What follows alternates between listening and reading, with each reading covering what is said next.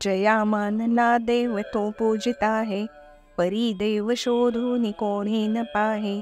जगी पाहता देव कोट्यानुकोटी, जया मानली भक्ती जेतेची मोठी. श्रीराम.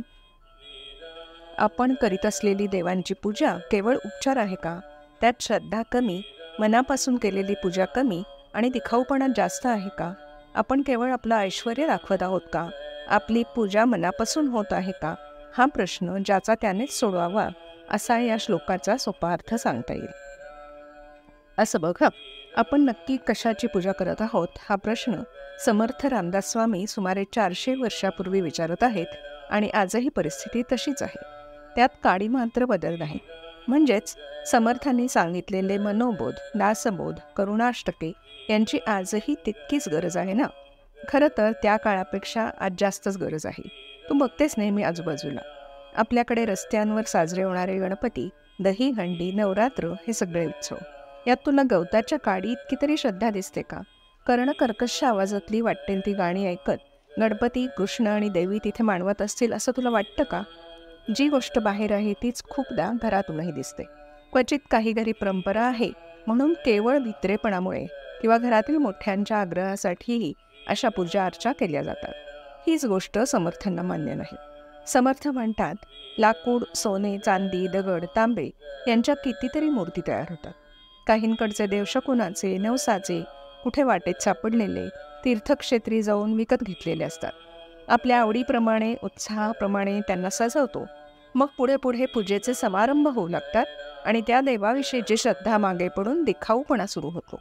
इतकं की हळूहळू हा दिखावा म्हणजेच पूजा असा सगळ्यांचा गैरसमज होऊ लागतो.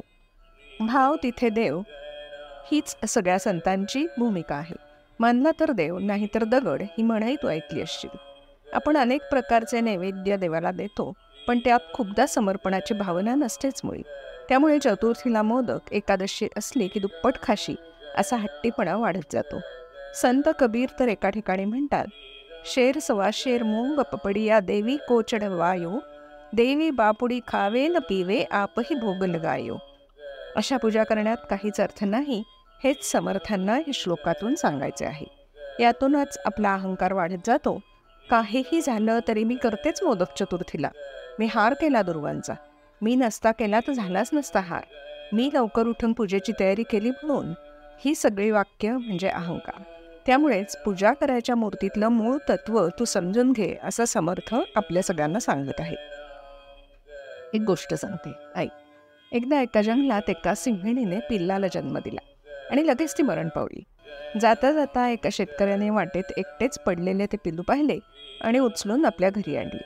काही दिवस बछड्याची काळजी घेऊन मोठं झाल्यावर त्याने आपल्या शेळ्या मेंढ्यांच्या कळपात सोडून दिले.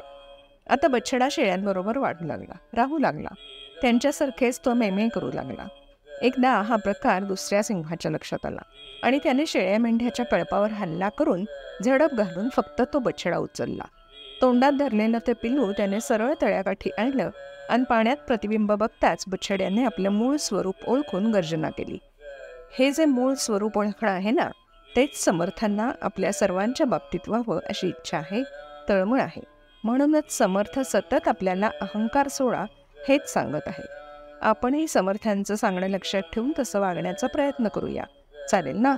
जय जय रघुवीर समर्थ.